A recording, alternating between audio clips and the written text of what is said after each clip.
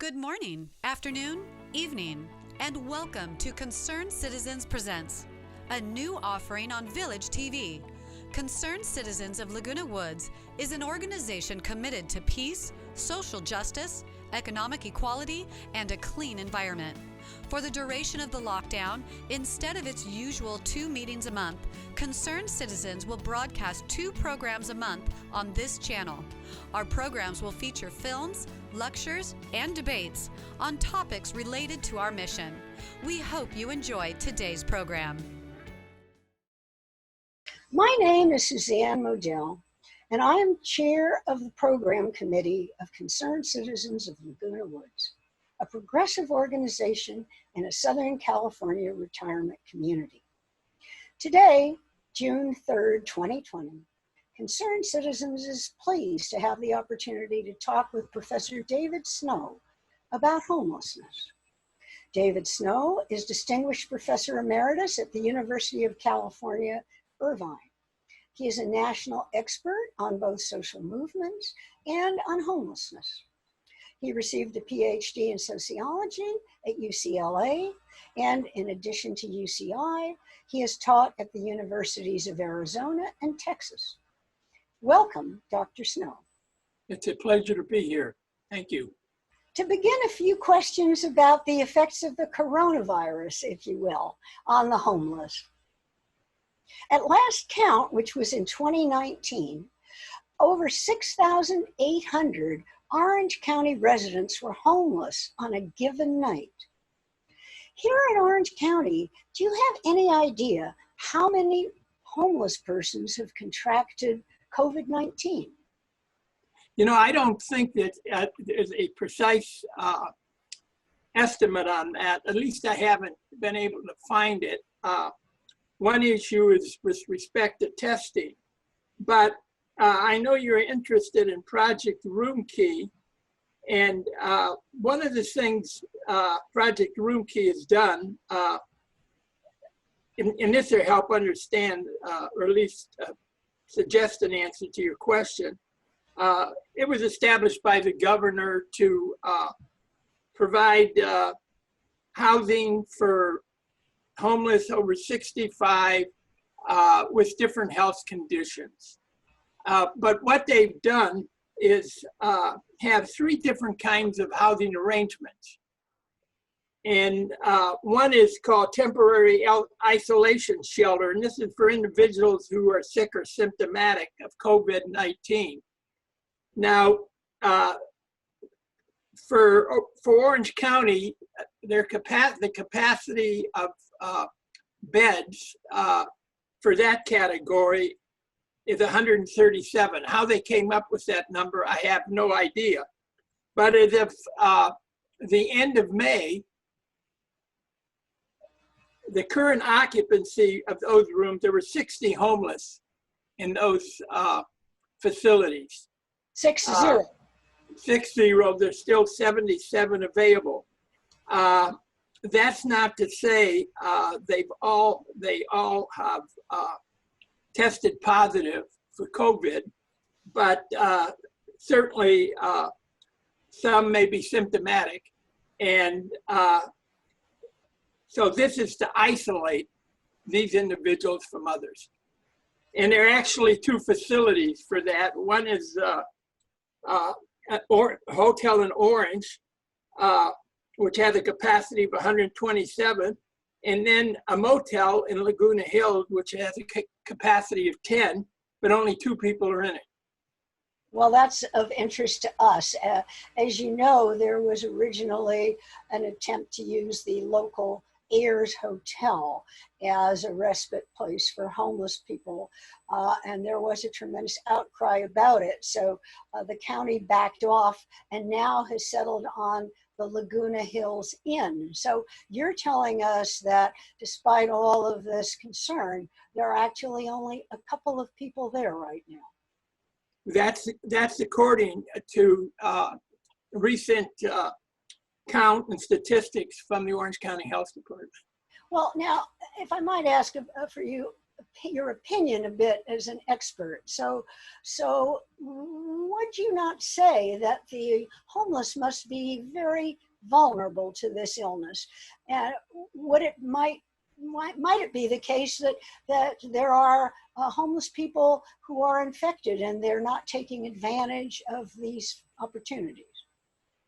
Certainly that's the case. That would be true for other people as well.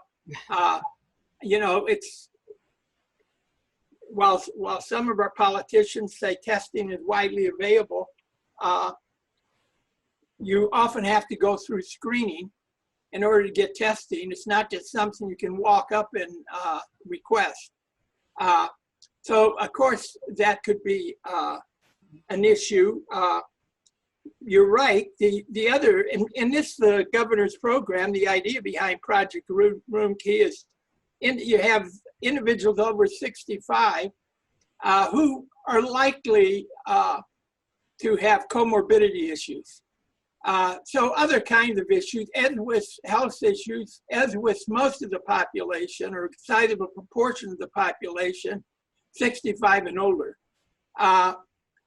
So the idea was to find some kind of residential setting different from conventional shelters to house these folks to reduce the probability of COVID infection. There's also what's called temporary shelter for vulnerable populations, who don't have, they may be, but they're asymptomatic. And you mentioned the Laguna Hills Hotel, but all total, the county has I found a capacity of 511 rooms for these individuals, of which it's kind of interesting, at the end of May, there was 80% occupancy. Well, that is interesting. I don't know that we can do much more about it. I can say that I read some stats for Los Angeles, and it's similar. They have large numbers of maybe 5,000 or so hotel rooms that have potentially been requisitioned, but I don't know, perhaps 1,000 to 2,000 are actually being used. So yeah, I June 1st article on LA in the LA Times indicated about 50% occupancy of their facilities, which, you know, it's not moving as rapidly as they would like. For Orange County, the total beds of the three different types, around 671, and so there's about 75% occupancy. So in as much as these figures are accurate from Orange County Public Health, Orange County seems to be moving forward with Project Room Key. Great, right. Okay, well, you are indeed an expert on homelessness in Orange County, which is one of the reasons why we wanted to invite you to speak to us.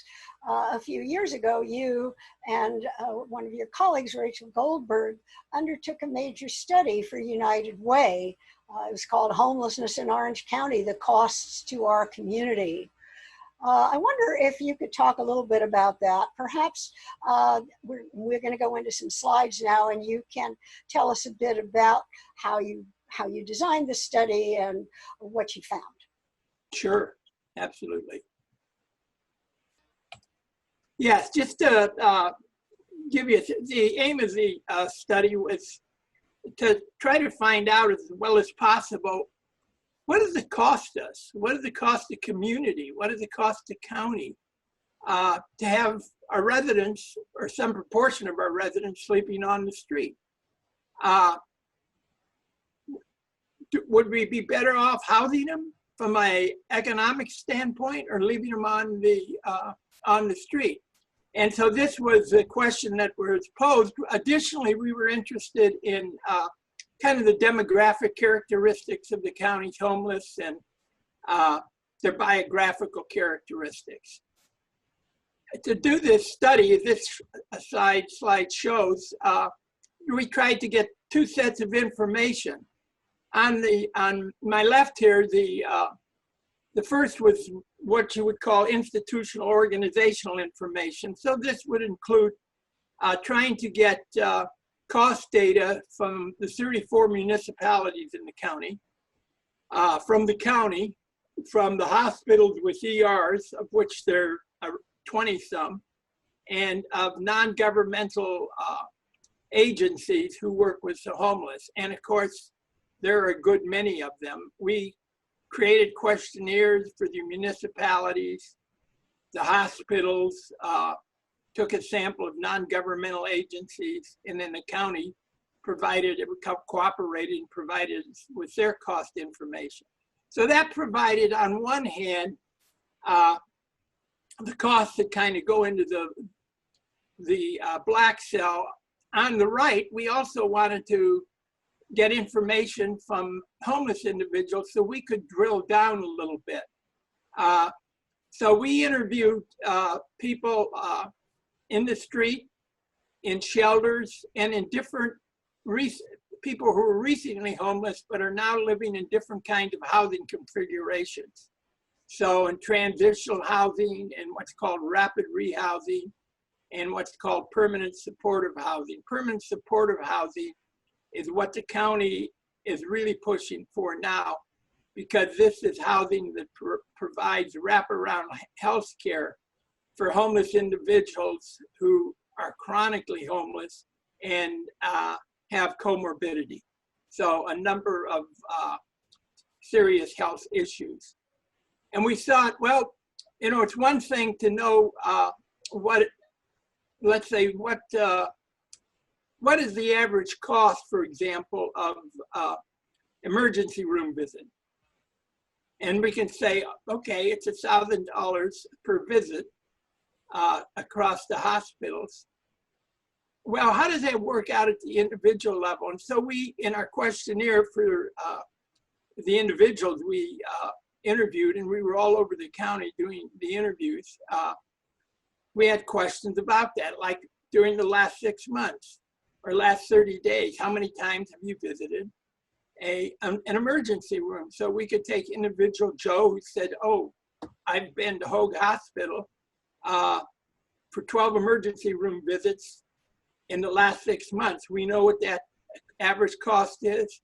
We can see and begin to build up the cost associated with different kinds of ailments and length of time on the street and background. And that provided us with a more nuanced understanding of the people on the streets, but the kind of issues they were confronted with and how the cost would build up over time. So that kind of provides an idea of how we did the study. Okay, so what did you find regarding the characteristics of the homeless that you interviewed? Well, this highlights a few of them. It's just interesting going down. The first thing is that 90% of them were US-born citizens. This cuts against a common stereotype that a disproportionate number of the homeless are people that have recently come across the border. In fact, the proportion of US-born citizens in our sample is higher by a long shot than what you would have for Orange County as a whole. So that cuts against one stereotype. The next one down is that 68% have lived in Orange County 10 years or longer. Again, it's assumed that by many people, or that the common stereotype, that the homeless are people who just come here recently from other places, and they're here because of the pretty consistent, pleasurable weather and proximity to the ocean and so on. But the fact of the matter is, 2/3 plus of the homeless we interviewed have lived in Orange County 10 years or longer. 57% we found were male. I mean, that's interesting. The proportion of women on the street has increased over time.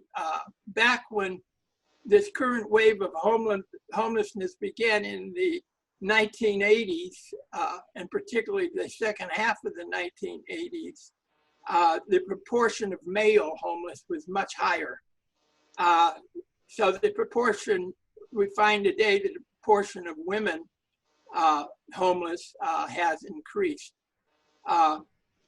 We found 12% veterans. The mix, the ethnic mix is, of course, whites would be a plurality, but 30% Latino, 15% Black. Interesting point there, given at the moment that we're living in. Orange County is, I think, only about 2% Black. That's a very small proportion. 2 to 6 Latinos are a third of the population of the county. But what we find here is that Black individuals, African Americans, are overrepresented among the homeless, and that's a consistent finding across every city in the US. Why that is another question. I think another one that is interesting is the proportion that live alone, 67%.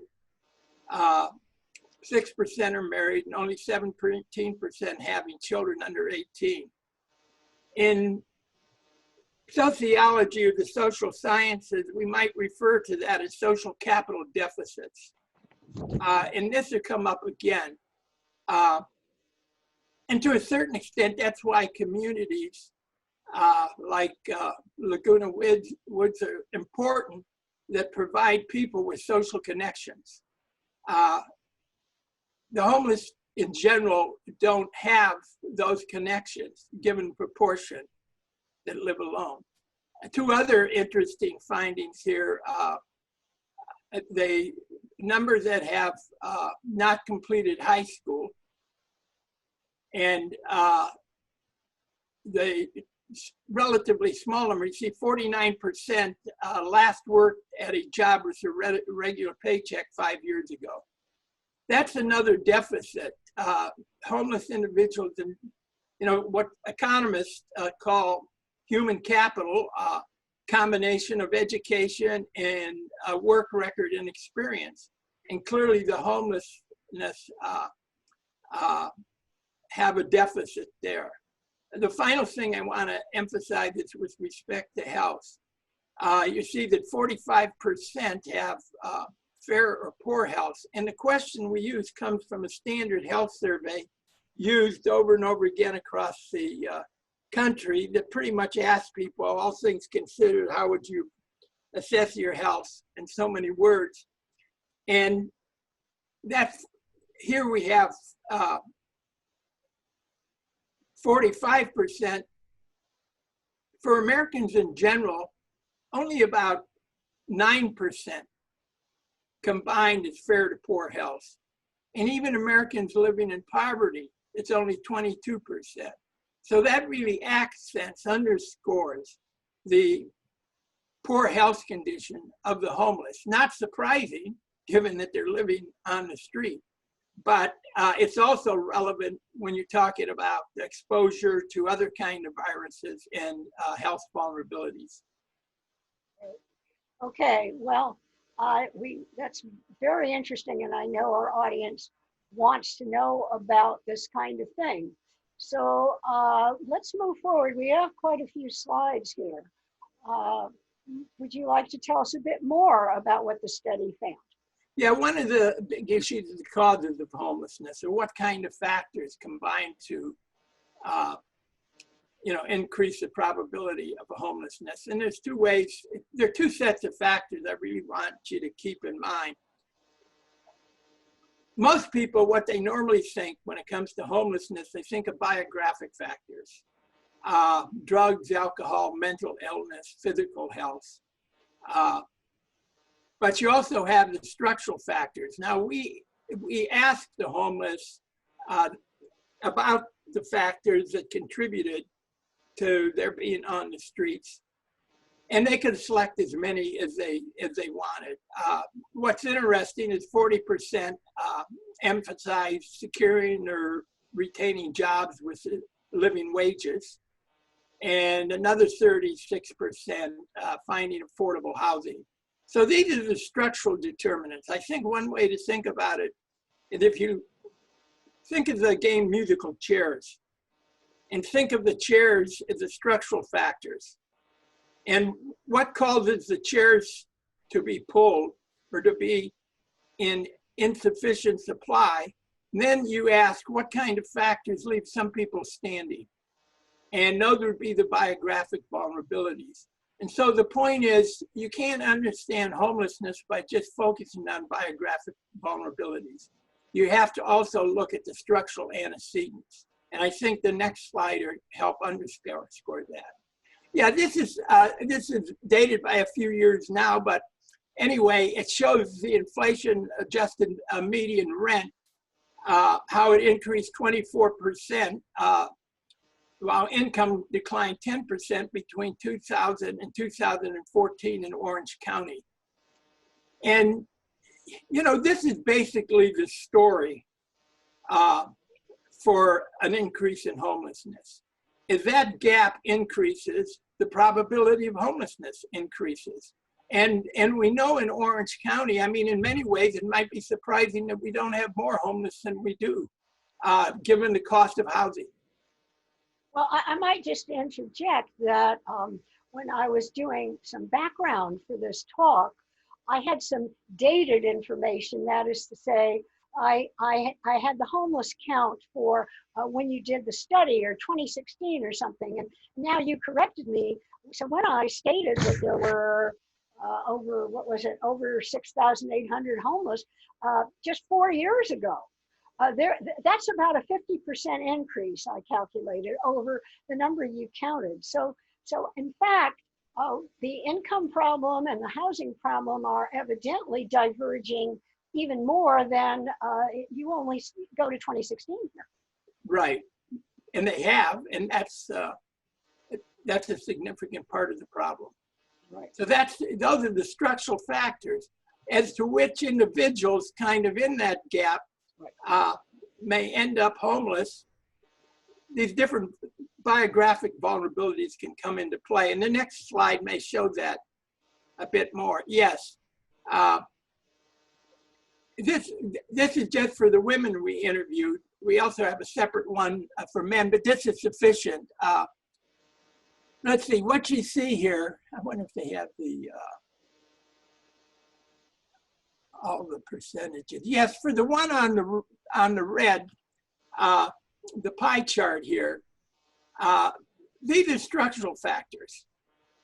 So let me find something here just to make sure.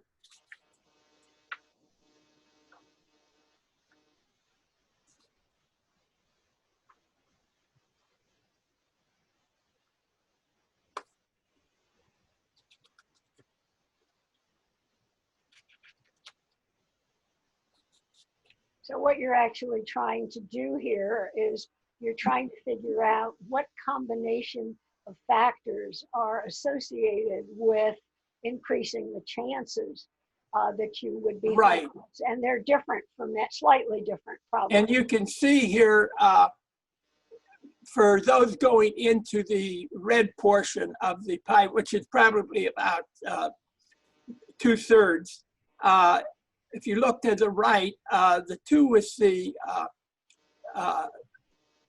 the largest factors are lack of affordable housing and job loss. That's not to say these other factors aren't contributing, but they're not the defining determinant or the key determinant for the majority of women in this group. Then you go to the orange cluster, and that's around 22%, that's 21, 22%. That's driven almost solely by domestic violence. Right. Which is going on right now, actually. Oh, absolutely. Yeah. And then you have a smaller number, around 5%, in which drugs and alcohol are the dominant factors. Again, it's not to say that all of these factors don't come up in some degree, but for each of these different clusters, there are dominant defining factors. And there again, that helps underscore and highlight the relationship between structural and biographic factors. Right. If I could just kind of try to restate that. So what this chart essentially says is that the overwhelming proportion of people, of homeless women, are driven by the lack of affordable housing, which you can see has the largest bar, the red bar, and the red pie chart part is the largest. And then if you look at the next largest kind of set of factors, it's the orange group, and it's domestic violence. And although most of us believe that alcohol and drugs are the primary drivers, we see that they are majorly responsible only for the yellow portion of the chart. Right. Which is quite contrary to ordinary perceptions. Yeah, it certainly is. And that's why you need to look at how these different sets come into play. Of course, I mentioned that the major question that we tried to ask is the cost of homelessness. So this goes back a few years now, but it came to just about 300 million. I don't know if that seems like a lot or not. That's a conservative estimate. For the municipalities, they carried the heaviest amount, followed by hospitals, the county, and then different housing agencies. But it's also interesting if you go to the next slide and you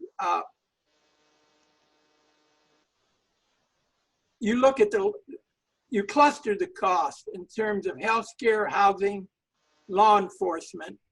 The healthcare cluster is the largest, not that much higher than the housing cluster, but what it really shows, and remember, I indicated that 45% of the homeless we interviewed had relatively poor health conditions. When you look at homelessness, there are two sides of the coin. There's the housing side and the health side. And of course, the health side is driven in part by the housing problem, that people are just living on the streets. And the longer you're going to be on the streets, and our data shows that, it's hardly surprising, the more severe health conditions or problems that you're going to have. It's also not surprising, given the cost of healthcare in general for everyone, beyond the homeless. The law enforcement cluster is really a conservative estimate because we didn't have data on probation and parole, which also would go into law enforcement. Could I ask a question about this slide? Or can you tell us what proportion of homeless people actually have Medicaid, which is our program for healthcare for the impoverished? Yeah, that's a good question. Well, you know, if they go to the hospital, if they go to the emergency room, yeah, then yes. But the homeless in general don't take advantage of some of the governmental resources that they might qualify for. One is lack of awareness. Another is the lack of an address. And you know, that's a number of agencies. They're just kind of walk-in centers or facilities. One of their functions is to provide them with a mailbox and to help them, you know, if they're candidates for Social Security, to how to get their Social Security. Right. Okay, so that is another. But even, you know, you mentioned Social Security. I remember interviewing a woman at the Newport Beach Transit Center the nice Saturday morning, must have been around 10 o'clock, homeless woman. She was on her way to Dana Point on the bus. She came from Anaheim. She had a bench she sleeps on in Anaheim during the week, but she's a Social Security recipient. She received $1,000 a month, which is not going to get you into housing in Orange County. But she's developed a routine where on weekends she will use that money to find a motel to go sleep for 2 nights, wash her clothes, and shower. And she knows where she can get a decent dinner throughout the county. And so she'll go around on the bus some, you know, on a weekend going to down to Dana Point to check out the beach. Wow. Yes. Well, you know, that reminds me also of the people we've read about who work at Disneyland, who live in their cars. I understand there are quite a number of such people because the pay is so low that there's no way they can afford to live in Orange County. Right. And think about now with the COVID crisis and the increasing unemployment, the unemployment rate is what, 14.7%, the highest since the Depression. The last high was in around 82, at around 10.2%, which was kind of the beginning of the current increase in homelessness. Right. So we can expect things are going to get worse before they. Well, there's been an estimate that you know, that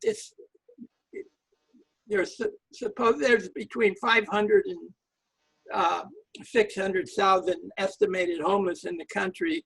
But a recent estimate said with this increase in unemployment rates and the other things going on with the economy, we might very well have another 250,000 added to that, which pushes it up towards, you know, over 750,000. Wow. And we may not see that for a while because there's always a lag to a certain extent between, you know, people try to stay in a home or an apartment as long as they can and hang on. But in due time, I would be surprised if we don't see a jump in the number of homeless. Absolutely. Absolutely. So shall we see what's on the next slide? Sure. Well, let's see. For some reason, the values are not showing up. So I'm gonna. I'm sorry. I don't know if I can make that happen. Sorry, no, there are numbers missing here. Why could you fill them in? Oh wait, one is 42,000. Well, I can. I'll get those here. I think the animation does not work well on the Zoom screen. I'm sorry. Okay, so what this shows is for non-chronic homeless versus those in rapid rehousing. Let me explain again. Chronic homeless, according to HUD, are individuals who've been on the street for a year or more and have health conditions. In our study, we found around, I think, 42% were chronically homeless. And of course, that will fluctuate. Rapid rehousing is housing for homeless individuals who have just recently become homeless. It may be due to job loss, it may be due to eviction, it may be due to increase in rent, it may be due to some health, unexpected health costs. But these are individuals who have been working, so the idea of rapid rehousing is to get them housed and back in the market right away. And so if you look at the non-chronic homeless person, it costs on average $42,000 a year to live on the streets. You put them in rapid rehousing and the cost is $9,175. Right, showing again that if we spent more, we might spend less. We might. And actually, the next slide even shows that in referring to the chronic homeless. Okay, just 1 second before we go there. I just would like to ask, so do you have a sense, I used to work in mental health, so I'm aware that people distinguish between acute conditions and chronic conditions, and you're saying after about a year, the thinking about homelessness is you're in danger of becoming chronic. Do you have any sense of to what proportion of people become acutely homeless and then do actually succeed in pulling out of it relative to the percent that drift into chronic homelessness? that just stay on the streets? Well, one thing in the earlier slide, we don't need to go back, that I failed to mention is the fairly large proportion of homeless who might be, you call serial homeless. They're on the streets. Okay, the percent of homeless that have been homeless for 2 or more times, 56%, which means that they've been homeless, they've gotten off the street, and then they're homeless again. But that's because of, again, vulnerability to fluctuations and various structural factors that they have no control over. So you're talking about individuals who, whether or not they're essential workers or low-wage workers, if they get a job, but again, they would be the ones that probably would be most vulnerable in the times like the COVID crisis that we're in. So, and we've known for some time, even going back into the late 80s, that there is serial homelessness. So people coming into the streets and finding a way to get off the streets. But the longer they're on the street, the longer they're homeless, the more difficult it is to get them off the streets. Like unemployment. Well, it's, yeah, but it's also, they've adapted to life on the streets. They've kind of figured out how to survive. It's not like it's their preferred mode of survival, but you know, it's like the lady I mentioned who had the $1,000 Social Security. She figured out, okay, I can sleep on a park bench during the weekday, but come weekend, I'm going to be in a motel. I'm going to get a shower, wash my clothes, and a couple of good nights sleep. And I know where I can get a meal at a reasonable price. That's learning how to adapt, how to adjust. And for those folks, it's a little harder to get them off the streets too. Some of them develop, particularly if they are living in clusters, whether you call them tent cities or not, they develop a sense of community. Right. And the other things is that, you know, shelters are now becoming more flexible, but it wasn't that long ago that if you had a partner and if you were of different genders, you were split up and put in different shelters. Well, some people, no, I'm going to stay on the street if that's the choice. Or if they had pets, they take their pets.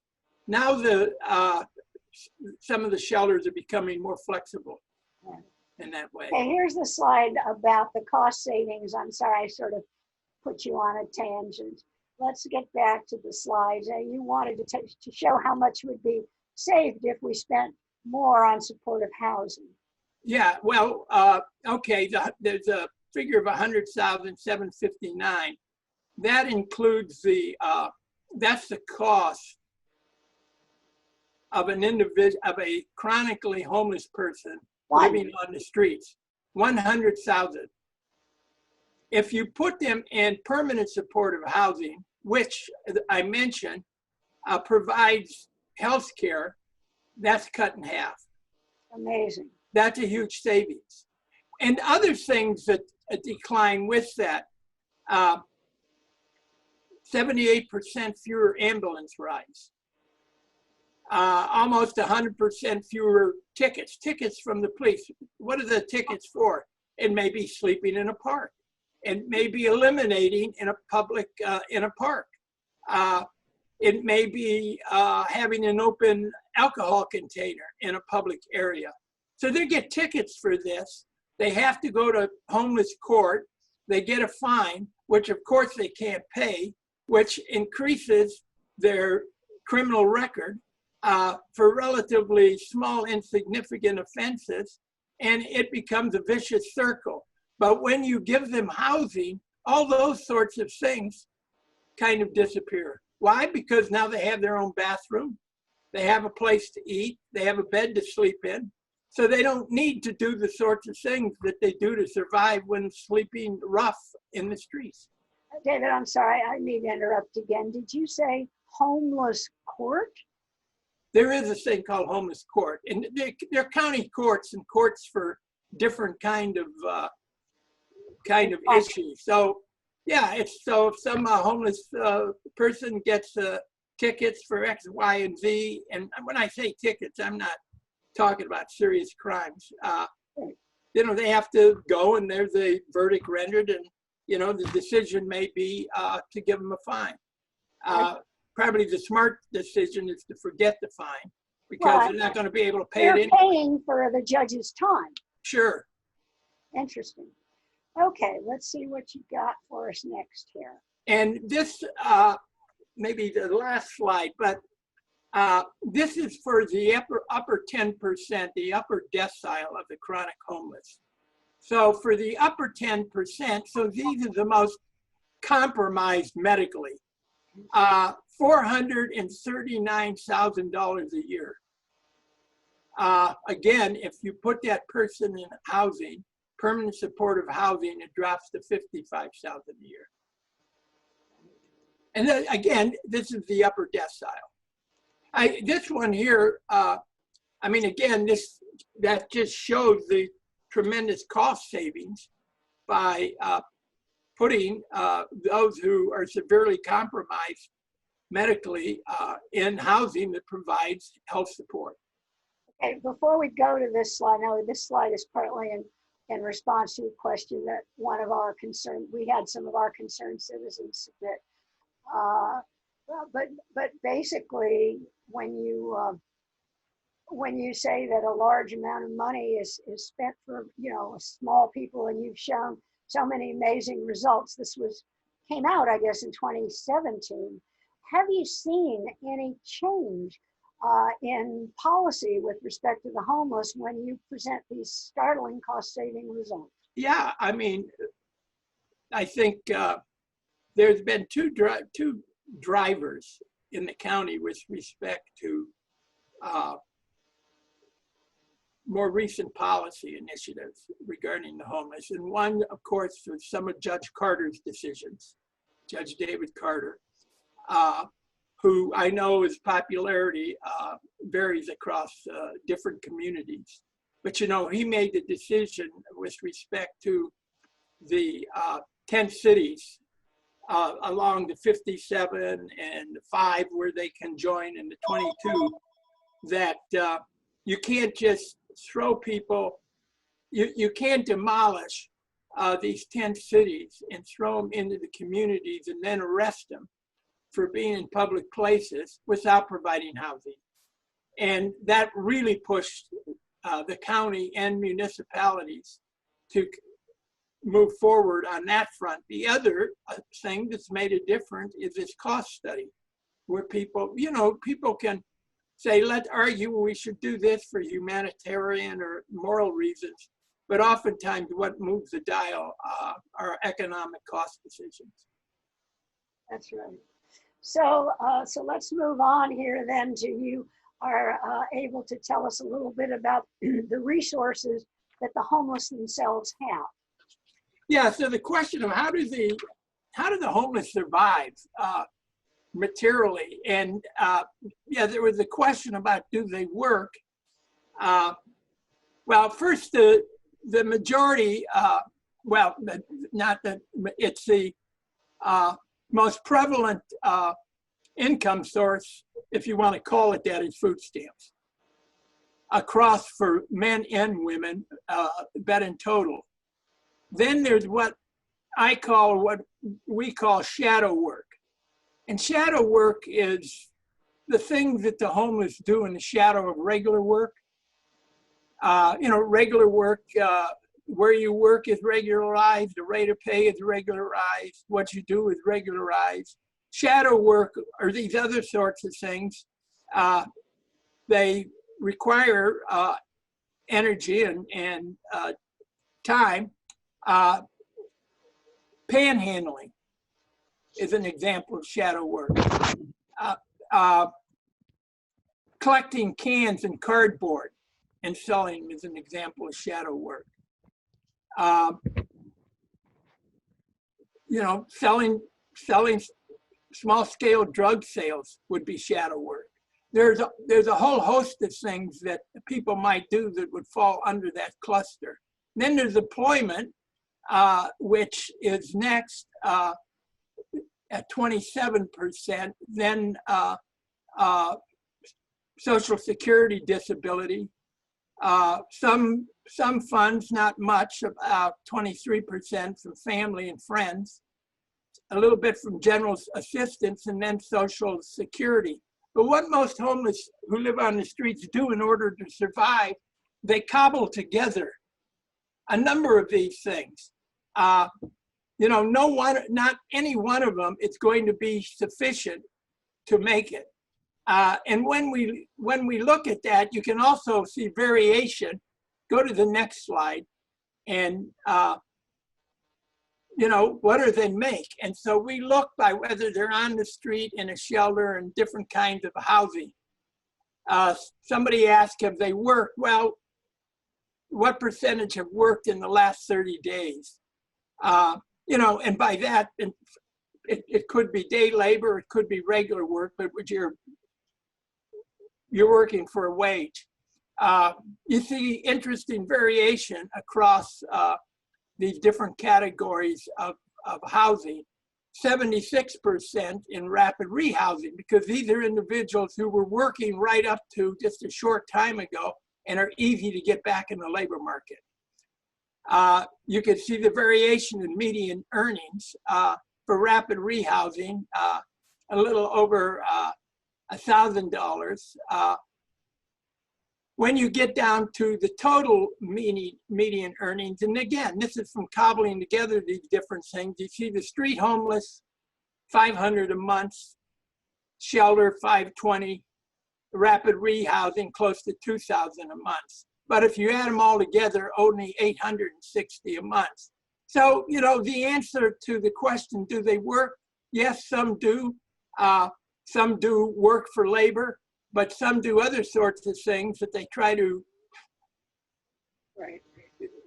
just try to get the coin, get a few coins together that enhances their subsistence. Right, but at the same time, you have also explained that there may be more sources of income that many are eligible for, but for a variety of reasons, they're not accessing it. Right, absolutely. I might also note that in the 2019 point in time count, was found that 72% of the individuals in that count had currently worked or have worked at some point in Orange County. So it's not like these folks have been idle their whole life or disinterested in work, but for some, because of some of the factors I mentioned earlier, they have not been able to avail themselves of working opportunities. Right. Well, we only have a few minutes left, so I'm going to take advantage of this opportunity to ask the question that I've been wondering about. Perhaps some of our listeners and viewers will also be curious. I recently discovered that the rate of homelessness in the United States, controlled for population, is nowhere near the highest in the world. Setting aside poor countries, many rich countries have higher per capita rates of homelessness in the US. Just to throw out a few examples, all the other English-speaking countries, Australia, New Zealand, Canada, Britain, they have higher rates than we. Other countries with strong welfare states like Germany, Sweden, France, and the Netherlands have higher rates than we. Why do rich countries with generous social safety nets have higher rates of homelessness than the United States? It's a good question and probably a puzzling one, and one that, to be honest, I haven't thought that much about, but I do have some thoughts about it. One issue is that variation in how homelessness gets defined. there are debates in this country. The working definition that's typically used is that provided by HUD. But the Department of Education has a more expansive definition. Do people who are couch surfing, do they get counted as homeless? You know, I've heard again and again, excuse me, an estimate of 20,000 plus school kids in Orange County who are homeless, but they don't get counted into the HUD definition. So, you know, that. So you think actually America is undercounting? I think it's probably undercounting, absolutely. Okay, and you think perhaps these other countries are more rigorous in doing so? Well, they may be. That I'm not. I mean, I know England's had a homeless problem for some time. Well, I'm afraid we're really out of time, so I'm sorry to have to end prematurely, but I do. That's at least gives me something to chew on. So, concerned citizens, thanks Professor Snow for talking with us today, and thanks you, the audience, for watching this informative interview. As long as the lockdown persists, Concerned Citizens Presents will be offering in-home programming. Join us for another episode soon.